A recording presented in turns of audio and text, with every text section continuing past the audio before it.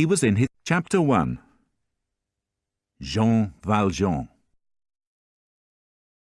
One evening in October 1815, an hour before sunset, a man with a long beard and dusty, torn clothes walked into the town of Digne. He was in his late 40s, of medium height, broad-shouldered and strong. A leather cap half hid his face, which was sunburnt and shining with sweat. His rough yellow shirt was unbuttoned, revealing a hairy chest. On his back was a heavy soldier's bag, and in his hand was a large wooden stick. The townspeople, who had never seen him before, watched with interest as he stopped for water at a fountain. Children followed him to the marketplace, where he stopped for more water at another fountain. He then crossed the square towards an inn, and entered by the kitchen door. The innkeeper, who was also the cook, was busy with his pots and pans, preparing a meal for a group of travellers who were laughing and joking in the next room. "What can I do for you, monsieur?" he asked without looking up. "A meal and a bed," said the stranger. "Of course." The innkeeper turned to look at him. Then, seeing the visitor's rough appearance, he added, "If you can pay for it." "I have money." The stranger produced an old leather purse from his jacket. "Then you're welcome," the innkeeper said. The stranger smiled with relief and sat down by the fire.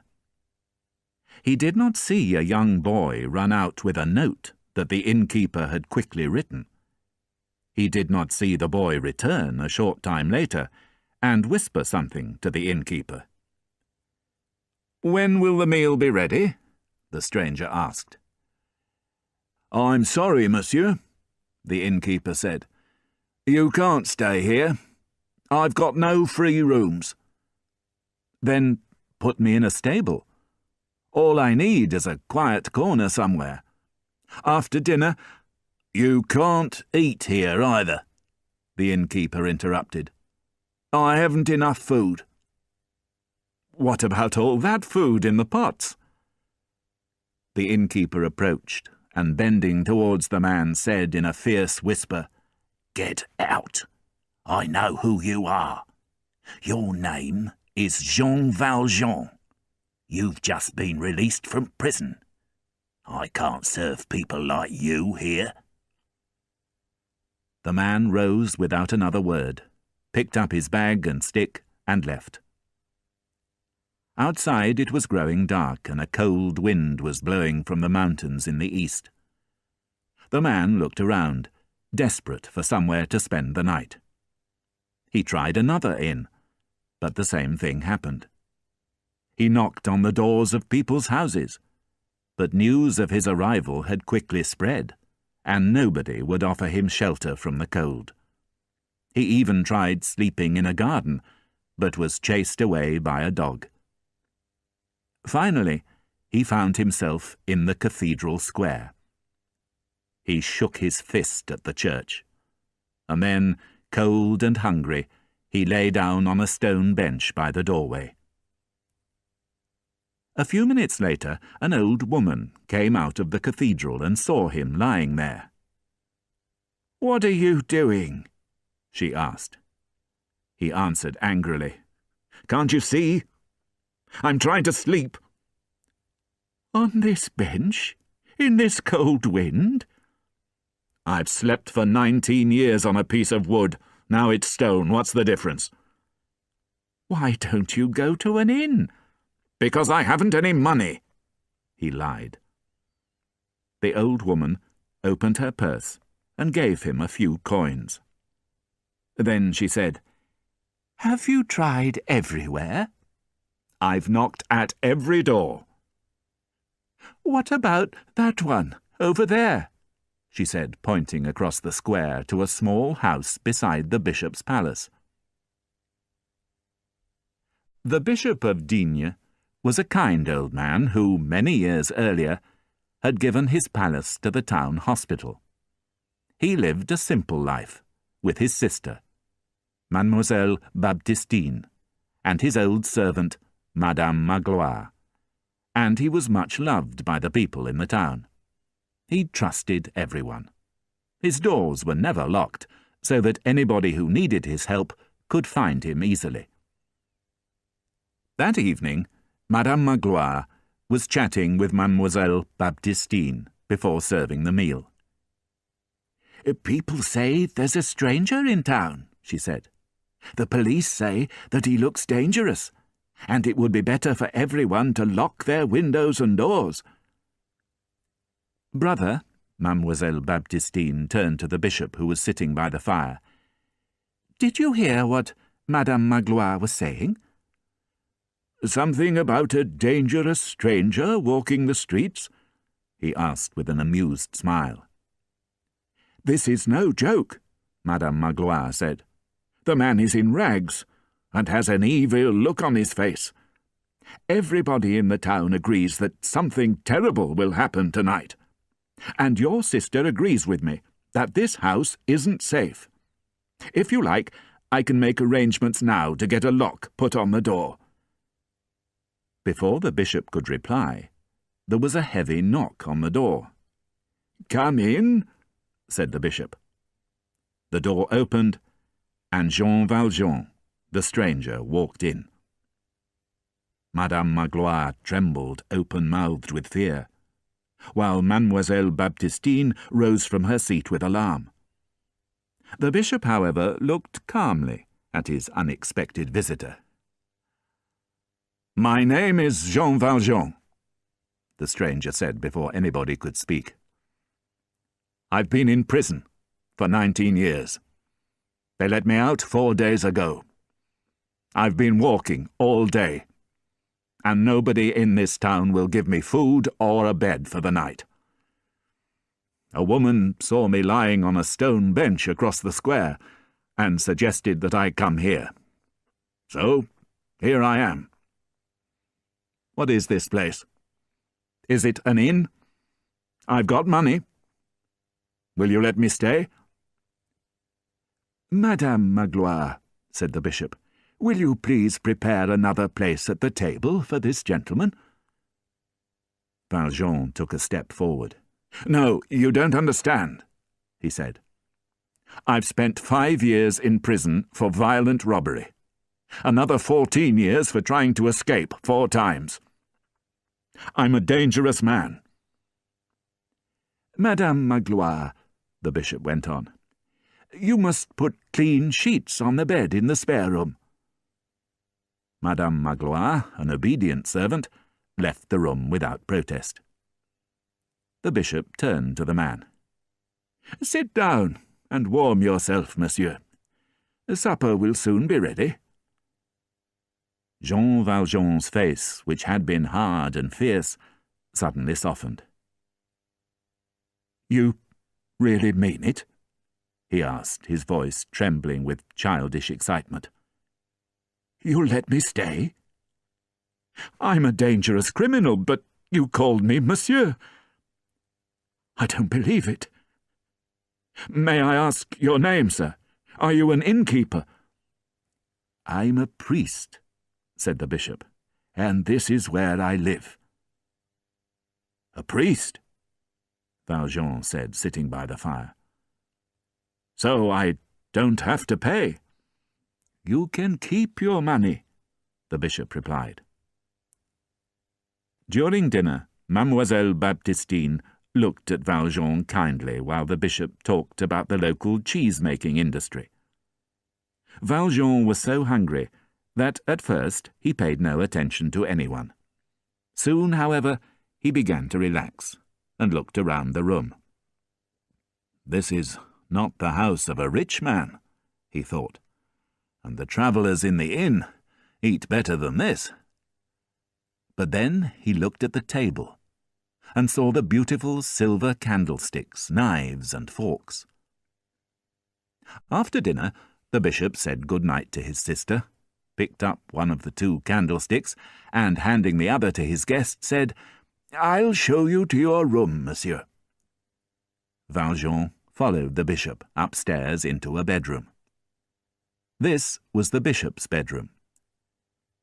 As he was following the bishop across the room, however, he noticed Madame Magloire putting the silver knives and forks in a cupboard by the bed. The bishop showed his guest into the spare room. "Sleep well," he said. "Before you leave tomorrow, you must have a bowl of warm milk from our cows." Valjean was so tired that he fell asleep, fully dressed, on top of the sheets. But he didn't sleep for long. When he woke up, the cathedral clock was striking 2. But he had not woken because of this. He had woken because the bed was too comfortable. He had not slept in a proper bed for 20 years. Unable to return to sleep, he gazed into the darkness, thinking about the past 20 years. Life had been unjust to him, and he was angry. In 1795, he had lost his job as a tree cutter. At that time, he was looking after his sister, whose husband had died, and her 7 children. Out of work, and with no food in the house, he had been arrested for trying to steal a loaf of bread. Now, at last, he was free. But he felt bitter and angry about his lost years. The world had been unfair to him, and he wanted revenge. Then, remembering the silver on the bishop's table, he had an idea. He sat up, swung his feet to the floor, and slowly stood up. The house was silent. He moved carefully towards the window and looked out. The night was not very dark. There was a full moon, hidden from time to time by large clouds, moving quickly across the sky.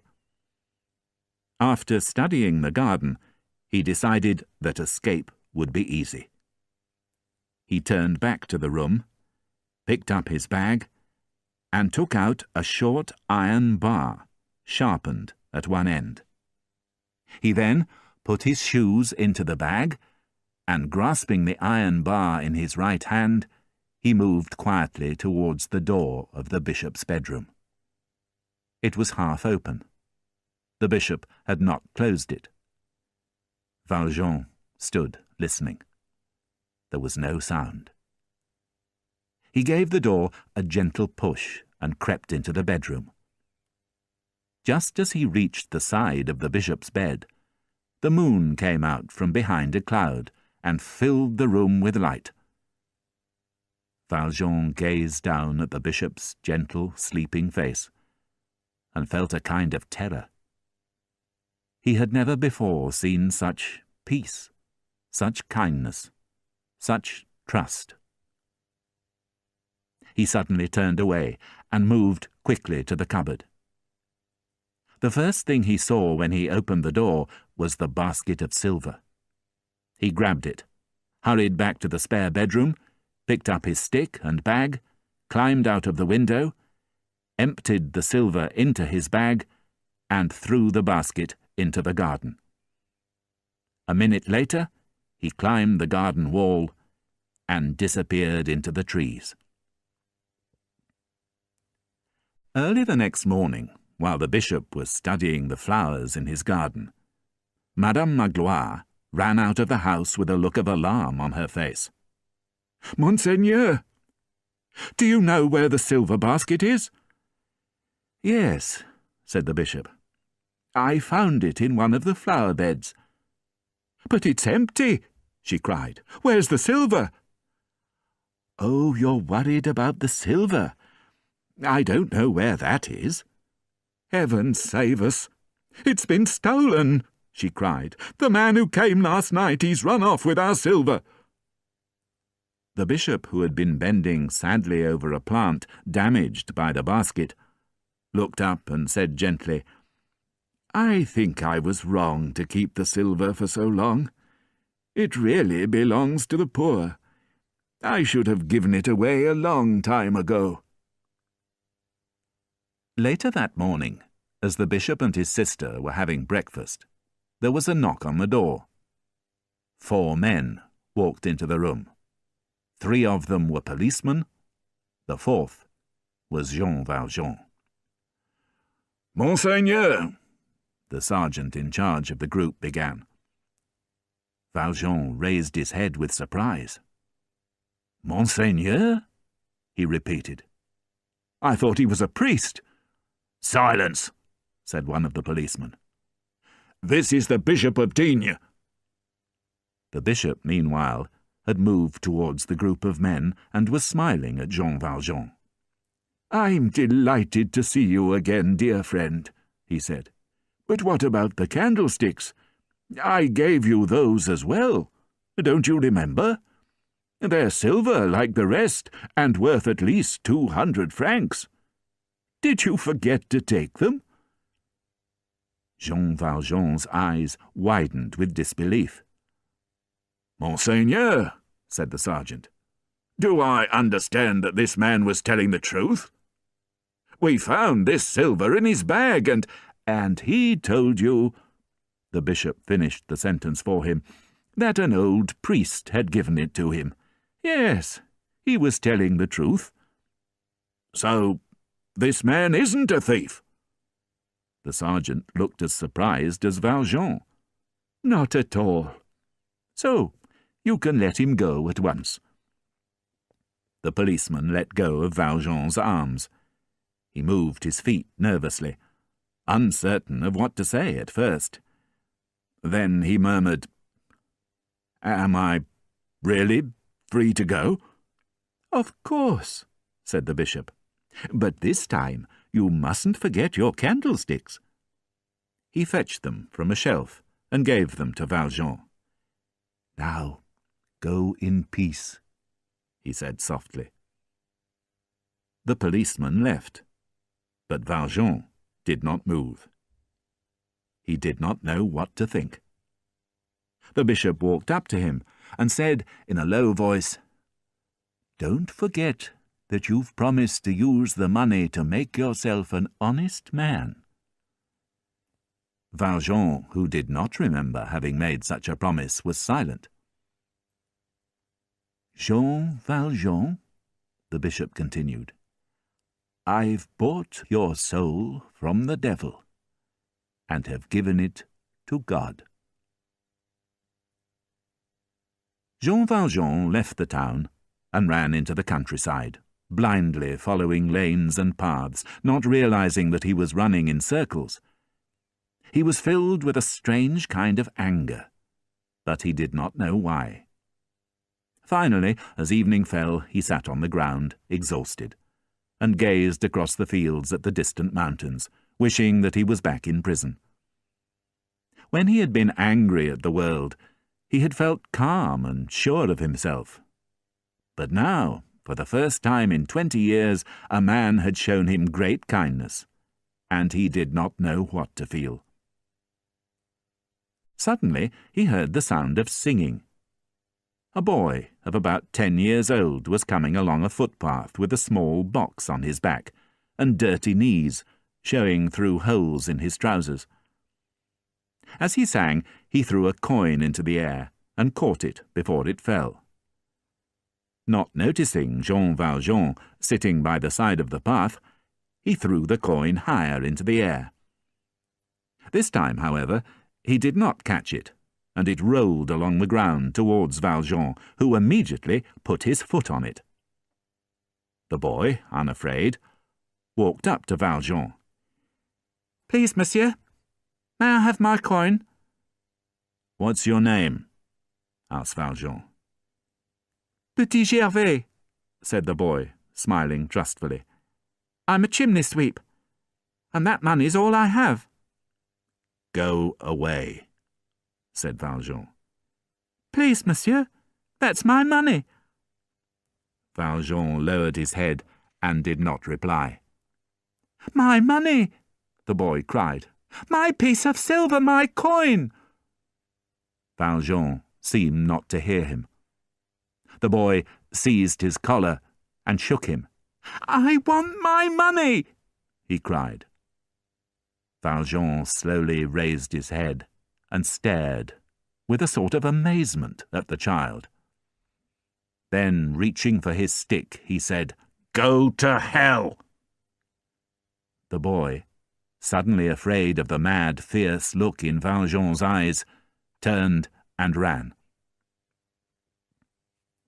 Valjean stood for some time gazing emptily around him at the sunset and the shadows moving in on him. Suddenly he shivered, as if he had become aware for the first time of the icy wind. He bent down to pick up his bag, but, as he did so, he caught sight of the silver coin, half buried by his foot in the earth. It affected him like an electric shock. "What's that?" he murmured. He stared at the coin with a look of puzzlement, as if he were trying to remember something. Then, with a sudden movement, he bent down and picked it up. He looked around, but could see nothing in the darkness, just a purple mist rising slowly from the fields. He called the boy's name, but there was no reply. Within minutes he was running along the path, shouting, "Petit Gervais! Petit Gervais!" There was still no reply. A short time later he met a priest on horseback. "Have you seen a boy go by?" he asked. The priest shook his head. "No. Why do you ask?" Valjean produced 2 5-franc pieces and gave them to the priest. "This is for your poor monsieur. He was a boy of about 10, a chimney sweep. Monsieur, you must report me to the police. I'm a thief. I stole money from him. Here, let me give you more money." But before Valjean could produce more coins, the priest rode away in terror. Valjean looked for the boy for another hour, running along the path, calling out his name, but with no success. Finally he stopped and sat exhausted on a rock. Then, his heart full of grief for what he had done, he buried his face in his hands, and for the first time in 19 years, he cried. Chapter 2. Fantine.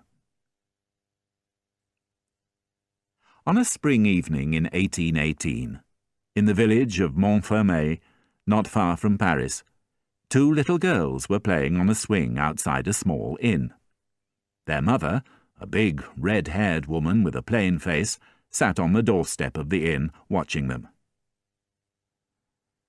"You have 2 very pretty children, madame," a voice said from close beside her. The woman looked round and saw a young woman with a child sleeping peacefully in her arms. The mother was young and pretty, but she looked poor and unhappy. She did not smile, and lines of sadness ran down the side of her pale cheeks. Her clothes were old and dirty, and she wore a tight, plain cap over her beautiful blonde hair. "Thank you," said the woman. "Why don't you sit down for a minute? You look tired." When the young woman had sat down next to her, the red-haired woman introduced herself. "My name's Thénardier. My husband and I manage this inn." "My name's Fantine," the young woman said. "I used to work in Paris, but my husband died, and I lost my job." She could not tell Madame Thénardier the truth, which was that she had been made pregnant by a young man who had then abandoned her. "I left Paris this morning to look for work in Montreuil," she continued. "My little girl walked some of the way, but she's very small. I had to carry her, and she's fallen asleep." As she spoke these words, she gave her daughter a loving kiss, which woke her up. The child's eyes were as wide and blue as her mother's. With a little laugh, she jumped off her mother's lap and ran to play with the 2 girls on the swing. "What's your little girl's name?" Madame Thénardier asked. "Euphrasie. But I call her Cosette." She's nearly 3. The two women watched the children playing together. Children make friends very easily, don't they? Madame Thénardier smiled. Look at them. They could easily be sisters. At these words, Fantine did a very strange thing. She took Madame Thénardier's hand and said, "Will you look after my daughter for me?" Madame Thénardier looked at Fantine thoughtfully, but said nothing. "I can't take her with me," Fantine continued. "I have to find work, and that's not easy with a child but no husband. As soon as I find a job, I'll come and fetch her. Will you do that for me? I could pay 6 francs a month." Madame Thénardier still said nothing. But a man's voice from inside the house called, "We'll take 7 francs a month and 6 months in advance." Fantine agreed. "And another 15 francs for extras," called the man. "You will have them," said Fantine, assuming that she was talking to Madame Thénardier's husband. "I have 80 francs. "Does the child have enough clothes?" the man asked. "She has some beautiful clothes," Fantine replied. "Plenty of everything, and silk dresses like a lady. They're all in my bag." The man's face finally appeared in the doorway. "Then we agree to look after her for you," he said. The next morning Fantine kissed her daughter goodbye and left for Montreuil, crying as if her heart would break. "This money will be useful," Thénardier said to his wife. "Now I can pay off all my debts and stay out of prison. I'm proud of you. You set a very clever trap." "Without even intending to," his wife replied. 1 month later, Thénardier was short of money again, so he took Cosette's beautiful silk clothes to Paris and sold them for 60 francs. The couple dressed Cosette in rags and gave her very little food, which they made her eat from a wooden bowl under the table. The dog and the cat, who ate with her, were her only companions. Fantine, meanwhile, found work in Montreuil and asked for news of her daughter every month. The Thénardiers always replied that she was in good health and very happy. At the end of the year, however, Thénardier was not happy with just 7 francs a month. He demanded 12, and Fantine paid without protest, happy that her daughter was being well cared for. The Thénardiers, who were loving and gentle to their own daughters, Éponine and Azelma, treated Cosette like a slave. They made her get up before dawn every day and do all the dirty jobs around the house, while Éponine and Azelma wore pretty clothes and played with dolls. By the age of 5, Cosette had become a thin, pale-faced, silent child. Misery had made her ugly, and only her beautiful blue eyes remained. The Thénardiers did not feel guilty about treating Cosette badly, because Fantine had stopped sending them regular payments. "The child is lucky to have a home at all," they told everybody. "Without us, she'd be living on the streets." When Fantine first arrived in Montreuil, she had immediately found work in a factory. She rented a small room, sent money regularly to the Thénardiers, and for a short time was almost happy. She forgot many of her problems, and dreamt only of Cosette and her plans for the future. But her happiness did not last long. Although she was careful to say nothing about her daughter to anyone, other women at the factory soon discovered her secret.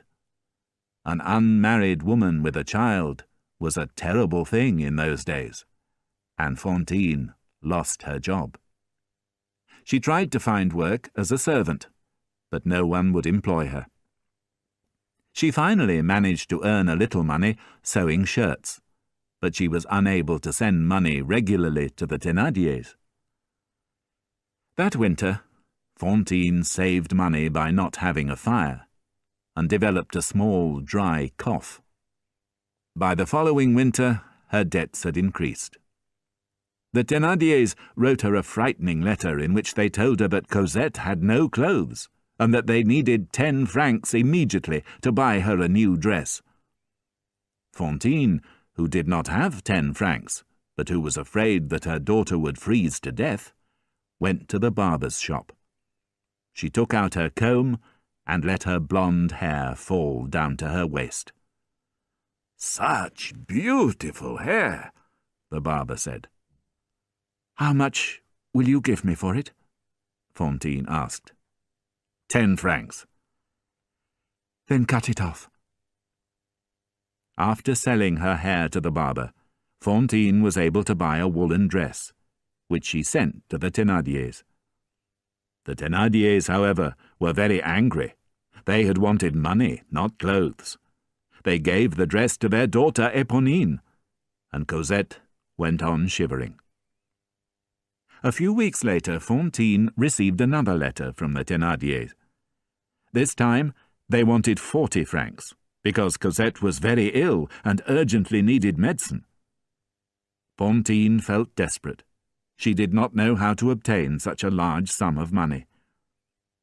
As she was wandering around the town, desperately trying to decide what to do, she noticed a crowd of people in the market square. She approached them without thinking, and discovered that they had gathered around a travelling dentist. Forgetting her troubles for a moment, she smiled at the dentist's humorous efforts to sell the people of Montreuil false teeth. Suddenly, the dentist saw her. "You've got lovely teeth," he said. "If you sold me your 2 front teeth, I'd pay you 40 francs. Fantine ran home, upset and disgusted. "My hair will grow again," she thought, "but teeth would be gone forever." But then she thought about her daughter, and her own appearance suddenly seemed unimportant. That evening she visited the dentist at the inn where he was staying, and allowed him to remove her teeth. Fantine could not sleep that night. She sat on her bed, cold and shivering, and looked at the 2 coins shining on the table. Then she gave a blood-stained smile. "I'm happy," she told herself. "My baby isn't going to die." Fantine earned less and less money from her sewing, and the Thénardiers demanded more and more money to look after Cosette. Fantine spent whole nights crying. What could she do? She had sold her hair and her teeth. What else could she sell? And then she decided that she had no other choice. She would have to sell herself. She became a prostitute. Chapter 3. Monsieur Madeleine. One winter's evening, a toothless woman with a grey face and flowers in her hair was arrested for attacking a man in the street. She was taken to the police station, where Inspector Javert, the chief of police, sent her to prison for 6 months. "Please, Monsieur Javert." The woman fell to her knees. "I owe 100 francs. If I don't pay, my little girl will lose her home and be thrown out onto the streets. Please don't send me to prison."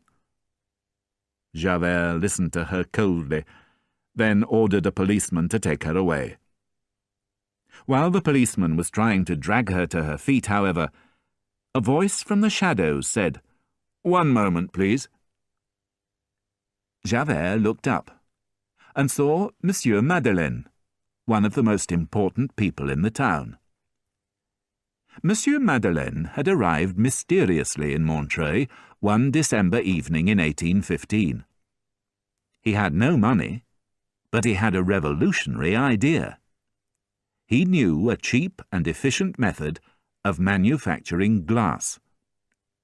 Within a few months of his arrival, thanks to his new idea, the glass-making factory in Montreuil was making enormous profits. With the money he made, Monsieur Madeleine built 2 new factories, which provided the town with hundreds of new jobs. He became a very wealthy man, but lived a simple life, using most of his money to build new hospitals and schools. He was so popular that in 1820 the townspeople elected him mayor of Montreuil. There was one man, however, who did not like Monsieur Madeleine. This was the chief of police, Inspector Javert. He had always been suspicious of Monsieur Madeleine, and was sure that he had seen him somewhere before, many years earlier. But he kept his suspicions to himself, not daring to say what he really believed, that Monsieur Madeleine was, in fact, a dangerous criminal with a terrible past. Now, years later, Monsieur Madeleine was in the police station, trying to save Fantine from prison. Fantine, however, was not grateful. In fact, when she saw who it was, she spat at him.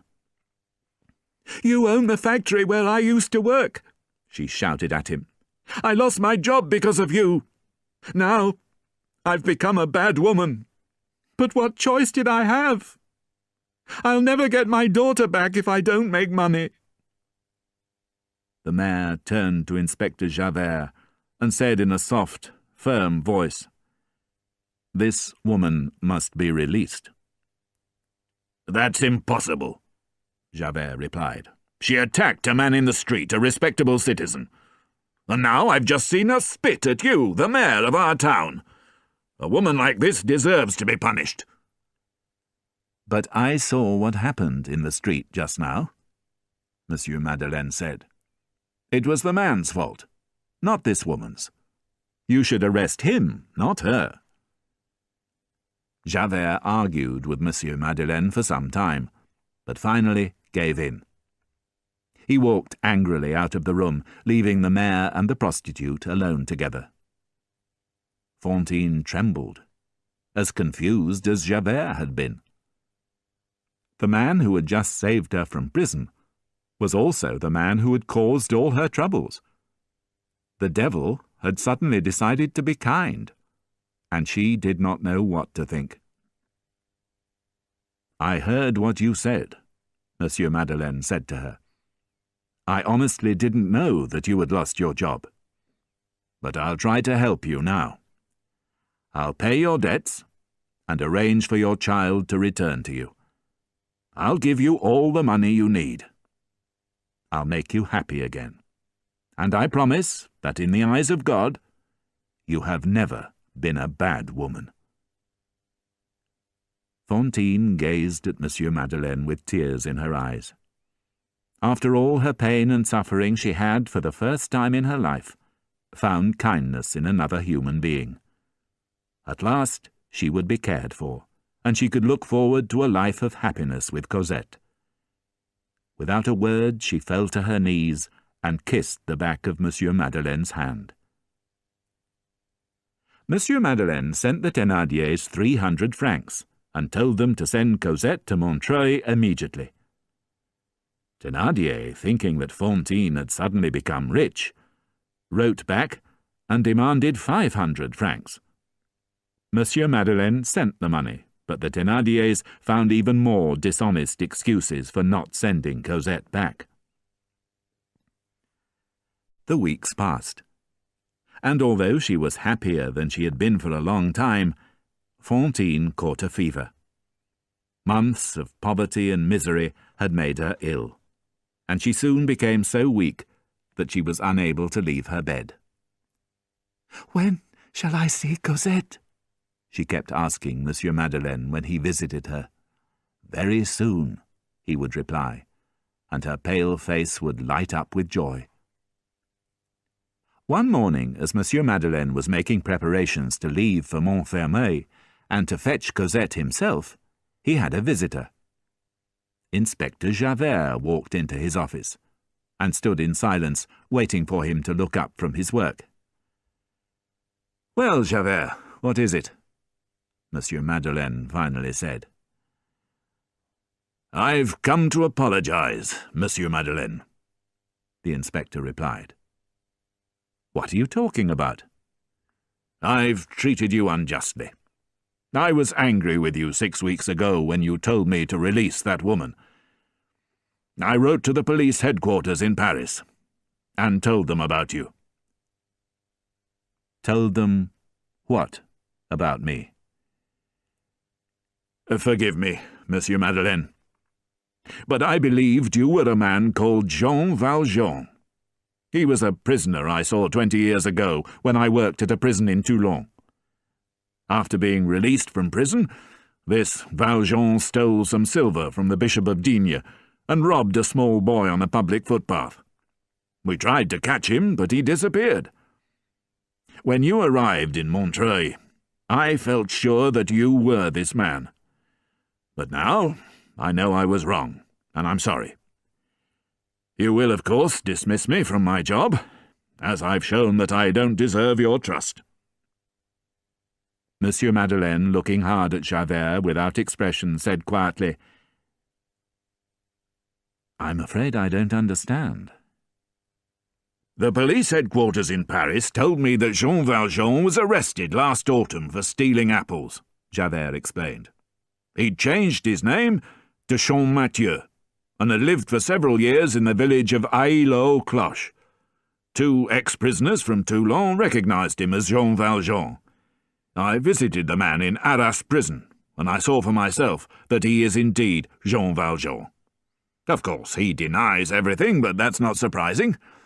If he's found guilty of stealing from the bishop, who, as you know, died a couple of years ago, and of robbing the small boy, he'll spend the rest of his life in prison."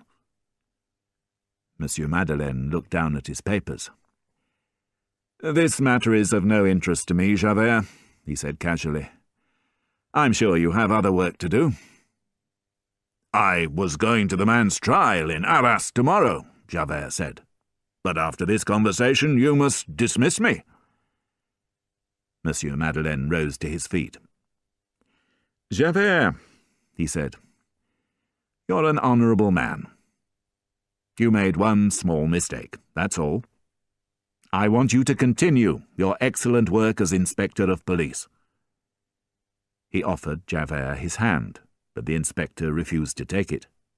Instead, he said, "I've behaved unjustly towards an innocent man.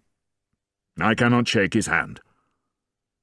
With those words, he bowed and left the office, leaving Monsieur Madeleine to stare at the papers on his desk with an empty, puzzled look in his eyes. That afternoon, Monsieur Madeleine visited Fantine. She had a high fever and was coughing badly, but she still had only one thing on her mind. "Cosette?" she asked him.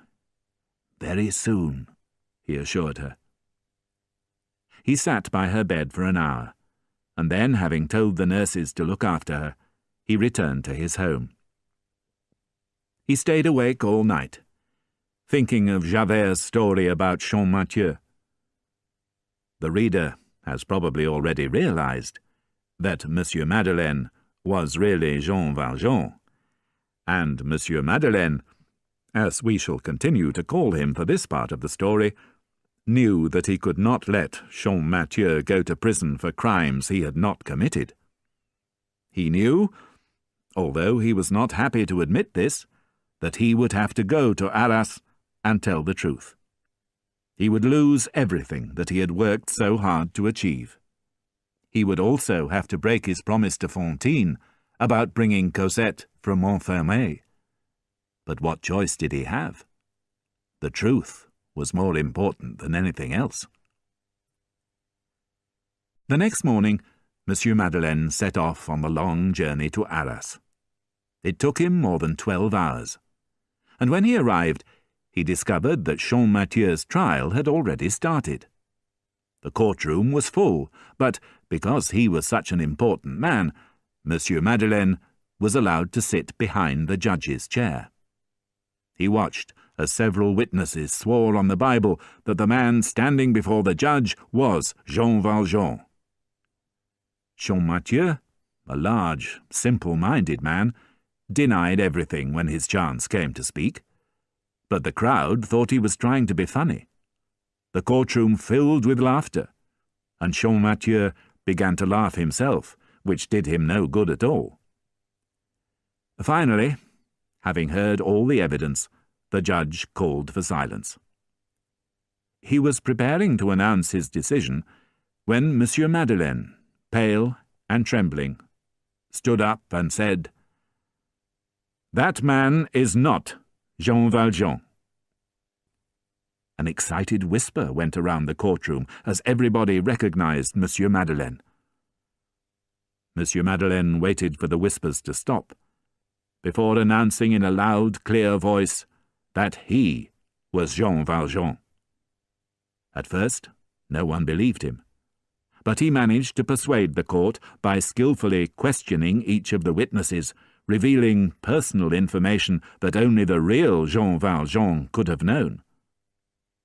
When he had persuaded the court of the truth of his confession, he was faced with a shocked but respectful silence. "I must leave now," Monsieur Madeleine finally said. "I have important business to attend to. You know where to find me, and I shall not try to escape." Everybody stood to one side to let him pass as he made his way towards the door. When he had gone, the judge immediately allowed Champmathieu to leave the court a free man. Champmathieu went home in a state of total confusion, thinking all men mad and understanding nothing of what had happened. At dawn the next day, Monsieur Madeleine entered Fantine's room. "How is she?" he asked the nurse who was watching her as she slept. "She seems better. She's looking forward to seeing her child." "I haven't brought the child with me," Monsieur Madeleine said. "Then what can we say to her when she wakes up?" The nurse looked suddenly worried. "It will destroy her if she doesn't see her child now, after you promised to bring her." "God will guide me," Monsieur Madeleine sighed. For some time Monsieur Madeleine sat by the bedside and watched Fantine while she slept. She was breathing with great difficulty, but her face looked peaceful and calm. Suddenly she opened her eyes and saw Monsieur Madeleine. "Cosette?" she asked, with a soft smile. "Later," Monsieur Madeleine said gently, taking her hand. "You're too weak to see her at the moment. First you must get well." Fantine smiled and began to talk dreamily about her future life with her daughter and how happy they would be together. But suddenly her face froze, and she stared with horror at the door. Monsieur Madeleine, who was holding her hand, turned and saw Inspector Javert. Fantine, thinking that the inspector had come for her, gripped Monsieur Madeleine's hand tightly and begged him to protect her. "Don't be afraid," Monsieur Madeleine tried to calm her. "He hasn't come for you." Then, gently rising from his chair, he moved towards Javert. "I know what you've come for," he said quietly so that Fantine wouldn't hear. "But give me 3 days. Please. That's all I ask. 3 days to fetch this unfortunate woman's child. I'll pay anything you like." "Do you think I'm stupid?" Javert gave an unpleasant laugh. 3 days to escape, you mean?" Fantine, who had heard what Monsieur Madeleine said despite his efforts to speak quietly, began to tremble. "To fetch my child?" she cried. "Isn't she here? Nurse, answer me. Where's my little Cosette? I want to see her, Monsieur Madeleine." "Be quiet, you dirty prostitute!" Javert interrupted her angrily. "There is no Monsieur Madeleine. This man's name is Jean Valjean, and he's a criminal no better than you are, and you can forget all that nonsense about your child." Fantine suddenly sat up. She stared wildly at the two men, then turned to the nurse. She looked as if she was going to speak, but no words came from her lips. Instead, with a small sigh, she fell back against her pillow and lay completely still. Jean Valjean, as we must now call him, shook Javert's hand from his collar and ran to the bed. He gazed into Fantine's eyes and knew immediately that she was dead. "You've killed her!" he cried angrily, turning to Javert with a fierce look in his eyes. "I didn't come here to argue," Javert said, stepping back nervously, afraid that Valjean was going to attack him. "If you don't come with me now, I'll have to call my men." Valjean looked around the room, thinking for a second of making his escape. But the idea did not last for long. He turned again to Fantine and looked for one last time at her sad, pale face and empty blue eyes. Bending down, he closed her eyes and pressed his lips against her forehead. Then he rose and turned back to Javert. "I'm ready now," he said. News of Monsieur Madeleine's arrest spread quickly around the town. Most people pretended not to be surprised. "We always knew there was something strange about him," they said. 2 days after his arrest, Jean Valjean escaped from prison. The bars of his window had been broken during the night. Again, most people pretended not to be surprised. "It takes more than a small-town prison to hold a man as strong as that," they all agreed. Chapter 4. The Man in the Long Yellow Coat. Christmas 1823 was especially lively and colourful in the village of Montfermeil. Entertainers and traders from Paris set up their stalls in the streets, and business at the Thénardiers' inn was very good. While guests and visitors ate and drank noisily, Cosette, now 8 years old, sat in her usual place under the kitchen table. Dressed in rags, she knitted woolen stockings for Éponine and Azelma. One evening, Madame Thénardier ordered Cosette out into the cold to fetch water. The nearest water supply was halfway down the wooded hill on which Montfermeil stood, and Cosette hated fetching water, especially in the dark. Miserably, she picked up a large empty bucket that was almost as big as she was, and was walking with it to the door when Madame Thénardier stopped her. "Buy some bread on the way," she said, giving the girl some money. Cosette took the coin, put it carefully in her pocket, and left. She was cold and hungry as she dragged the bucket behind her along the crowded street. But she could not resist stopping in front of one of the stalls. It was like a palace to her, with its bright lights, shining glass, and pretty objects.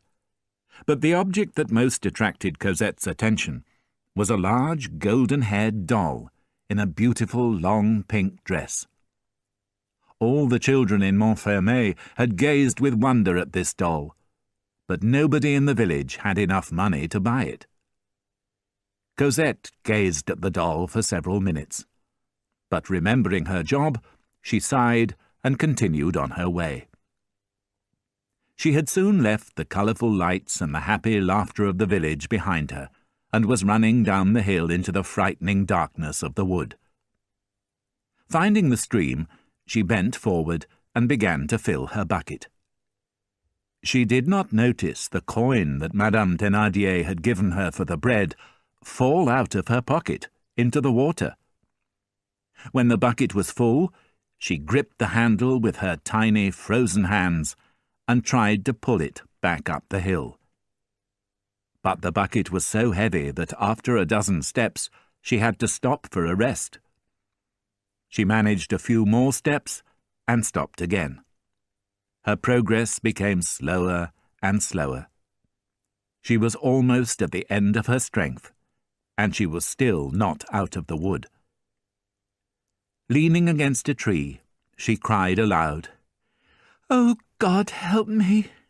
Please, dear God!" Suddenly, an enormous hand reached down from the sky and took the bucket of water from her. Looking up, Cosette saw a huge, white-haired man standing next to her. He looked very strange, with his tall black hat and long yellow coat. "This is a very heavy bucket for such a small child," he said gently, looking down at her from his great height. For some reason, Cosette was not afraid. There was something about his eyes, filled with a strange sadness, that she liked and trusted. She let him carry the bucket up the hill, and as they walked back towards the village, she told him everything about her life with the Thénardier. The old man listened with great interest, and asked her many questions. As they were approaching the inn, Cosette turned to him and said, "May I have the bucket now? If Madame Thénardier sees that someone has been helping me, she'll beat me." The old man gave her the bucket, and they entered the inn together. "What took you so long?" Madame Thénardier said angrily when she saw the little girl. "This gentleman wants a room for the night," Cosette said, trembling with fear, expecting to be beaten. Madame Thénardier glanced at the old man without interest. She could tell from his clothes that he probably had no money. "I'm sorry, the rooms are full," she said. "I can pay the price of a room," the old man said. 40 sous, Madame Thénardier replied, although the usual price was 20. 40 sous, the man agreed. He sat down, and Cosette, after serving him some wine, returned to her place under the table. But before she could start her knitting, she heard Madame Thénardier's angry voice demanding, "Where's the bread I told you to get?" Cosette, who had forgotten about the bread, came out from under the table. "The baker's was shut," she lied. "Well, give me back the money." Cosette felt in her pocket and suddenly went pale. The coin was not there. "I'm waiting," Madame Thénardier said threateningly. Cosette said nothing, speechless with fear as the woman raised her arm to hit her.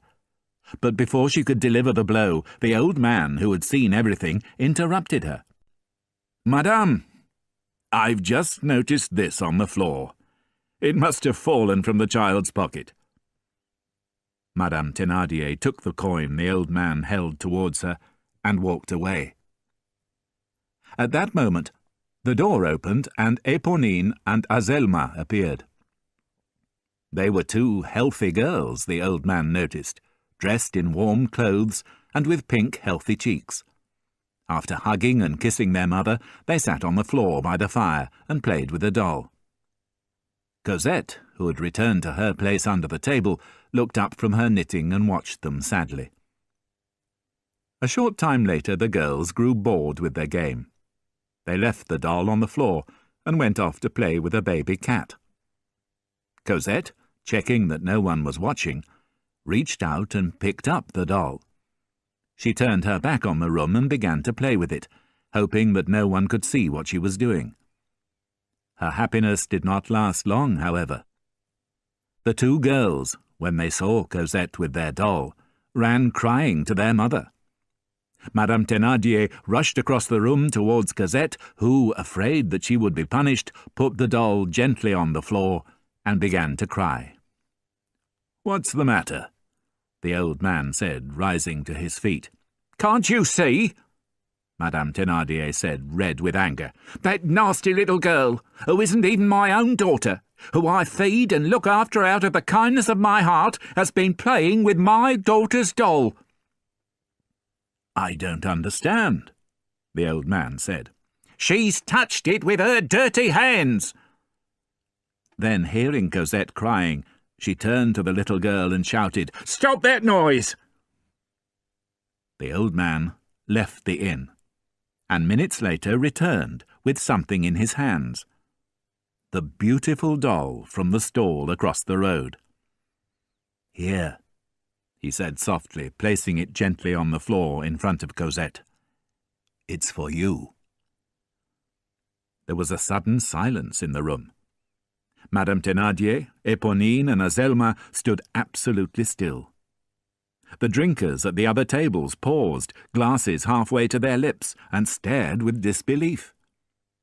"What kind of man is this?" they thought. "He dresses so poorly, but can afford to buy the most expensive doll in Montfermeil." The Thénardiers gave the old man their best room for the night. The next morning they gave him the bill, charging him 3 times the usual price for a meal and a bed for the night. They waited nervously while the man studied the bill carefully, expecting him to complain or cause trouble. Finally, he looked up from the bill without expression and said, "Tell me, is business good here in Montfermeil?" "Times are very hard," Madame Thénardier replied immediately. "This is a poor country. I don't know how we would manage without the occasional rich and generous traveller like yourself. We have so many expenses. That child, for instance, you've no idea how much she costs. We have our own daughters to look after. I can't afford to look after other people's children too." "What would you say," the old man said after a moment's thought, "if I offered to take the child from you?" "Oh," Madame Thénardier's face brightened. "That would be wonderful." "Just a minute," her husband said. "We love that child very much. It's true we're poor, and we have bad debts, but love is more important than money." "How much do you need?" the old man asked, taking an old leather wallet from the pocket of his coat. 1,500 francs, Thénardier, who had already done his arithmetic, replied. The old man put 3 500-franc notes on the table and said, without smiling, "Now fetch Cosette." When Cosette came downstairs, the old man gave her new clothes to wear, a black woolen dress, black stockings, scarf, and shoes. Half an hour later, the people of Montfermeil saw an old man in a tall hat and long yellow coat walking along the road to Paris, hand in hand with a little girl dressed completely in black. No one knew the man, and because she was carrying an expensive doll and was no longer wearing rags, not many recognized Cosette. Cosette was leaving at last. She did not know where to or with whom. But as she held the old man's hand, she gazed wide-eyed at the sky. She had the strange but comforting feeling that she was somehow travelling closer to God. Chapter 5. Valjean and Cosette. Somewhere on the outskirts of Paris, Jean Valjean stopped outside a large ancient building with damp walls. He took a key from the pocket of his long yellow coat and opened the old wooden door. He then carried Cosette, who was sleeping in his arms, along a dark corridor and up some stairs to the room he had rented since his escape from Montreuil. There was not much furniture in the room, just an old bed, a mattress on the floor, a table, some chairs, and a lighted stove. A street lamp shone through the only window, lighting the dark interior of the room. Valjean laid Cosette on the bed without waking her. He lit a candle and sat by the bed, watching her while she slept. He felt sad that Fantine had not lived to see her child again, but happy that he had been able to rescue her child from the terrible Thénardiers. He bent and kissed the sleeping child's forehead, just as 9 months earlier he had kissed her mother's. The next morning Cosette opened her eyes and immediately started to get out of bed. "I'm coming, madame," she yawned, blinded by the bright winter sunlight that was shining into the room. Then, as her eyes adjusted to the light, she saw the kind old face of Jean Valjean looking down at her, and she relaxed. "Of course," she cried with joy. "It's all true. I was afraid that it was just a dream." She hugged her doll and asked Valjean hundreds of questions. Finally she asked him, "Do you want me to sweep the floor?" "No," he said. "I just want you to enjoy yourself." The December days passed in great happiness for Cosette and for Jean Valjean too. For 25 years he had been alone in the world. Nothing had ever touched his heart until he had rescued Cosette. Now he discovered the greatest joy he had ever known by just standing beside her bed and looking at her innocent, trusting little face. He had discovered love. After escaping from Montreuil, Jean Valjean had taken all his money from the bank and buried it in a forest near Montfermeil. Although he was rich, he had chosen a room in a poor part of Paris where nobody would find him. His only neighbour was an old woman who did his housework and kept his stove burning. Paying her 6 months in advance, he told her that he was a ruined Spanish gentleman and that the little girl was his granddaughter. Weeks passed, and the two lived happily. Valjean gave Cosette lessons in reading and writing, and spent hours watching her as she dressed and undressed her doll. To avoid being seen, he never went out during the day. He walked for a couple of hours every evening, sometimes alone, sometimes with Cosette. He often gave money to beggars, which was unwise because he soon became known in the area as the beggar who gives money to beggars. One evening towards the end of winter, Valjean gave some money to a beggar sitting under a street lamp outside a church. The beggar raised his face and stared hard at Valjean for just a second, then quickly bowed his head. This gave Valjean a shock. Although he had only seen the beggar's face for a second, it had seemed strangely familiar. "I'm going mad," he thought as he walked home. The next evening he returned to the street lamp outside the church. The beggar was still there, in the same position, wearing the same clothes. This time Valjean spoke to him as he gave him some money. The beggar laughed and joked with him, and Valjean returned that evening a happier man. "I must have been dreaming yesterday," he laughed to himself. "But for a second there was something about the beggar's eyes that reminded me of Javert. How could I have thought such a thing? After speaking to him this evening, I can see that he doesn't look like the inspector at all."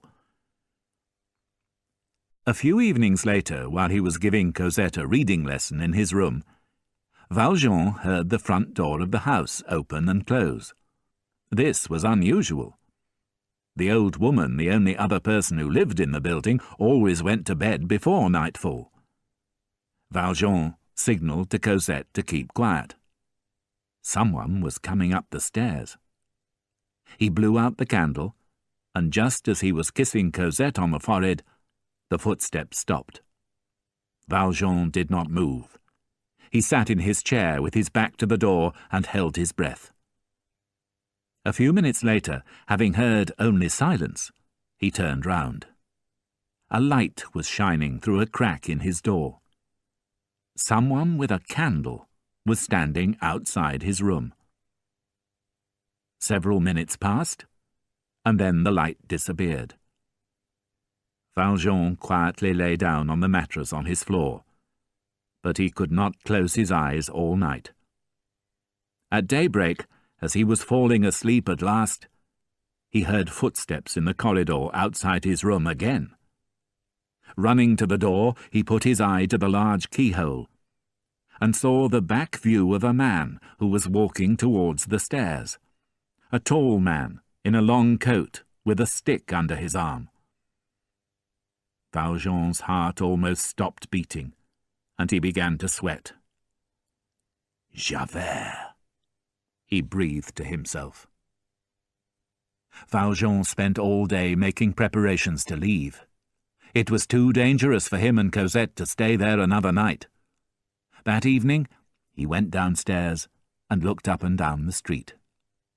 It seemed empty, although he could not see into the shadows behind the trees. He went back upstairs for Cosette, who was waiting for him patiently, holding her doll. "Come along," he said.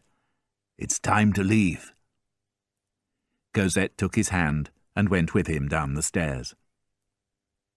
There was a full moon, and this pleased Valjean as he moved quickly along the narrow streets.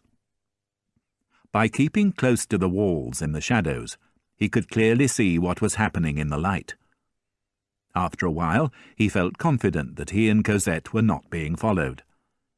But as the church bells of the city struck 11 o'clock, something made him look back. In the light of a lamp above a doorway, he saw 4 men moving along the street in his direction. He gripped Cosette's hand and began to walk more quickly. Every few minutes, he stopped in the shadows of a doorway or at the corner of the street to look back. The 4 men were still following him. He could see their faces clearly in the moonlight, and one of them belonged to Inspector Javert.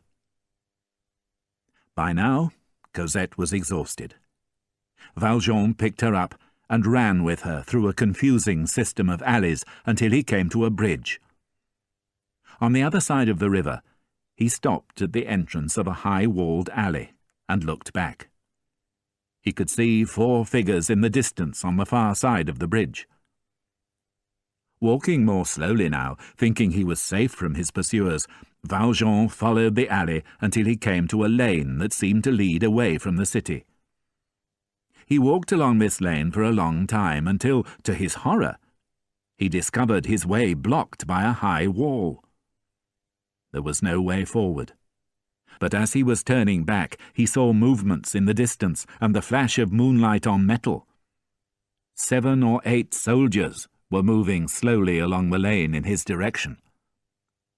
Valjean looked desperately for an escape from the alley, but could see none.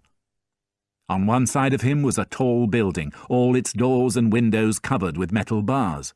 On the other side, there was a wall, higher than a tree. He would be able to climb the wall on his own, but how could he carry Cosette? Suddenly he had an idea. He ran to a nearby street light and pulled some wire from a metal box at its base. He tied one end of the wire around Cosette's waist, climbed the wall, and, with great difficulty, pulled the girl up behind him. He was only just in time. There was a tree on the other side of the wall, and Valjean carried Cosette down into its branches, just as the soldiers arrived. "He must be here," he heard Javert's voice clearly on the other side of the wall. "He can't have escaped. There's no way out." At last, the soldiers gave up their search and went back in the direction they had come. Valjean hugged Cosette tightly with relief, knowing that at last they were both safe. Chapter 6. Marius. On the night after the Battle of Waterloo, in June 1815, a robber moved quietly around the battlefield, stealing money and jewellery from the bodies of dead soldiers. He saw a hand sticking out from a pile of dead men and horses, a gold ring on its middle finger shining in the moonlight.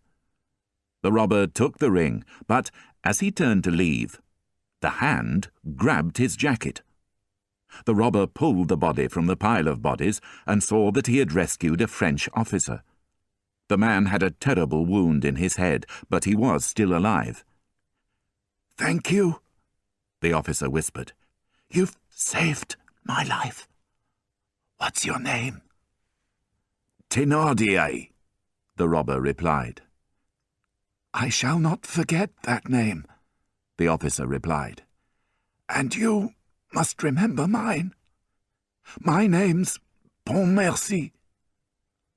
Without another word, the robber took the wounded man's watch and purse and disappeared into the night. Georges Pontmercy was married with a young son. He survived the Battle of Waterloo, but unfortunately in the same year his wife died.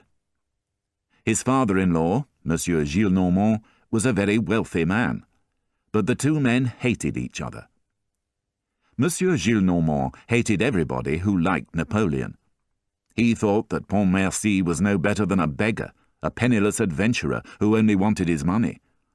Pontmercy thought that Monsieur Gillenormand was an old fool. When his daughter died, Monsieur Gillenormand made Pontmercy an offer which he could not refuse. "You have no money, and I am rich," he said. "If you want to keep your son, Marius, I'll give you no money. But if you give the boy to me, and promise never to see him again, I'll look after him." Pontmercy, wanting his son to have a good life, had sadly given him to Monsieur Gillenormand, and never saw his son or father-in-law again. Marius grew up with his grandfather, and never knew his father. Monsieur Gillenormand always told him that his father had been no good, that he was a poor soldier and a drunk who had abandoned him after his mother's death. For many years Marius believed this, but when he was 17 years old, he learnt the truth. His father, a brave officer who had fought for Napoleon and nearly died at the Battle of Waterloo, had really loved him and his mother very much. Without telling his grandfather, Marius tried to contact his father, and finally discovered where he was living. He went at once to visit him, but he was too late. His father had just died. A poor man, Georges Pontmercy had left his son nothing, apart from a letter. "For my son. My life was saved at Waterloo by a sergeant. His name was Thénardier. I believe that he recently managed a small inn in the village of Montfermeil, not far from Paris. If you ever find this man, I want you to help him in any way you can." Marius returned to Paris, but continued to visit his father's grave regularly, without telling his grandfather. One day, however, his grandfather discovered what he was doing. They had a big quarrel, and Monsieur Gillenormand ordered Marius to leave his house. For the next 3 years, Marius lived in a small room in an old damp-walled building on the outskirts of Paris. The same room that Valjean and Cosette had lived in 8 years earlier.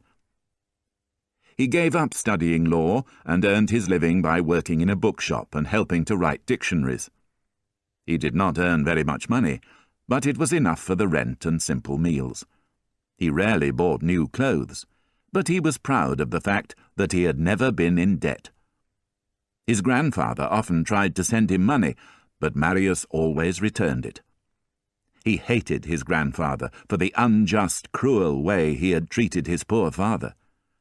Life was hard for him, but he never forgot the promise he had made his father, that he would find Thénardier, the man who had saved his father's life, and help him in any way he could. Marius was a handsome young man, but he was also extremely shy. When girls looked at him and smiled, he thought they were laughing at his old clothes. In fact, they were attracted by his good looks, but he was not confident enough to realize this. As a result, he had no girlfriend, but he was happy with his books.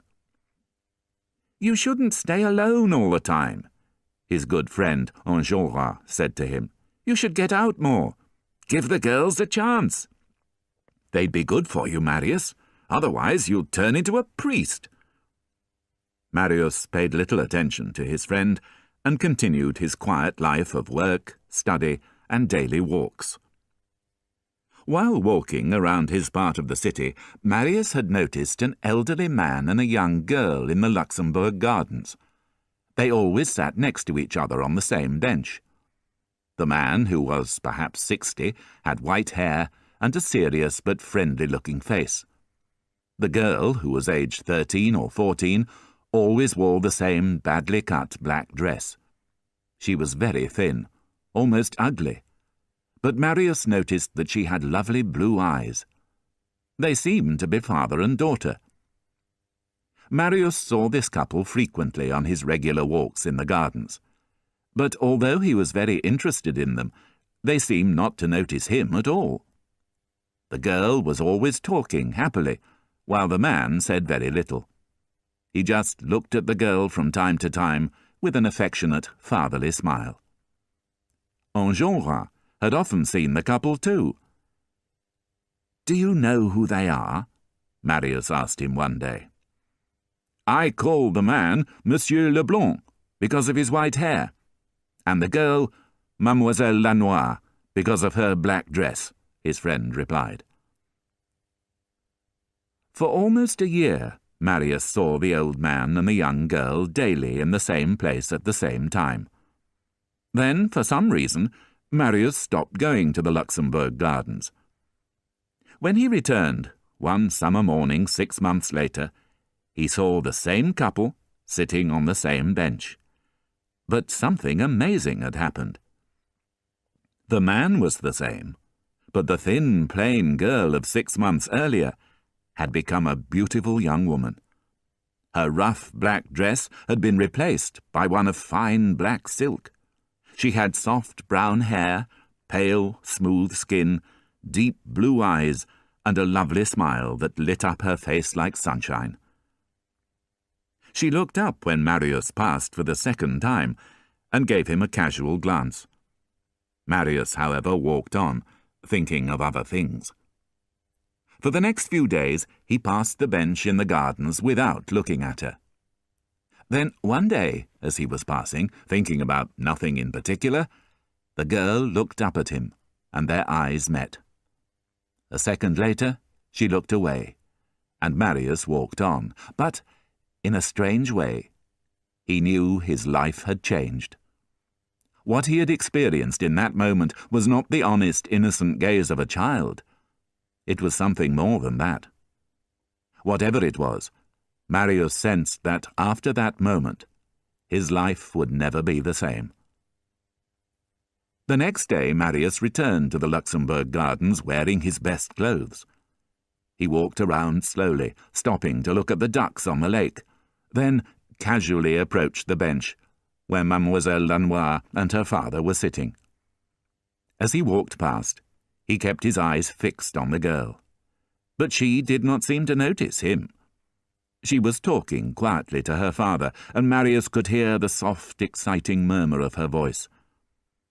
Without intending to, he stopped, turned round, and walked past the bench again. He felt his face go red and his heart beat loudly in his chest.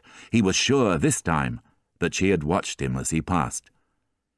He did not go back a third time, but sat down on a bench at the opposite end of the gardens. He looked at the girl out of the corner of his eye. She seemed to fill the far end of the gardens with a kind of blue mist. Taking a deep breath, he rose and was going to pass the bench for a third time when he stopped. He suddenly realized that, in his feverish state, he had forgotten about the old man. What would he be thinking when he saw a strange young man walking backwards and forwards in front of his bench? Without another thought, Marius left the gardens and went home. He returned the next morning and sat on a bench all day, pretending to read a book, not daring to go near the bench where the girl and her father were sitting. He did the same every day for 2 weeks. Towards the end of the second week, while Marius was sitting in his usual place, he looked up from his book, and his face went pale. Something had happened at the far end of the gardens. Monsieur Leblanc and his daughter had risen from their bench and were slowly walking in his direction. Marius shut his book, opened it again, and made an effort to read. When he felt that they were near him, he looked up and saw that the girl was looking steadily at him with a soft, thoughtful gaze that made him tremble from head to foot. He gazed after her until she had disappeared from sight, then rose to his feet and walked around laughing and talking to himself. Finally he left the gardens in the mad hope of seeing her in the street, but instead he met Enjolras, who invited him to a meal. Every day for the next month, Marius went to the Luxembourg Gardens, excited by knowing that the girl was secretly looking at him, but too shy and embarrassed to know what to do. He avoided walking directly in front of the bench, partly from shyness, partly because he did not want to attract her father's attention. Sometimes he stood for half an hour in a place where her father could not see him, looking at her and enjoying the small, secret smiles she sent him. But it seemed that Monsieur Leblanc had begun to suspect what was happening, because often, when Marius appeared, he got to his feet and walked away, taking his daughter with him. Sometimes Monsieur Leblanc took his daughter to a different bench to see if Marius would follow them. Marius failed to understand the trick, and made the mistake of doing so. Then Monsieur Leblanc became irregular in his visits, and did not always bring his daughter with him.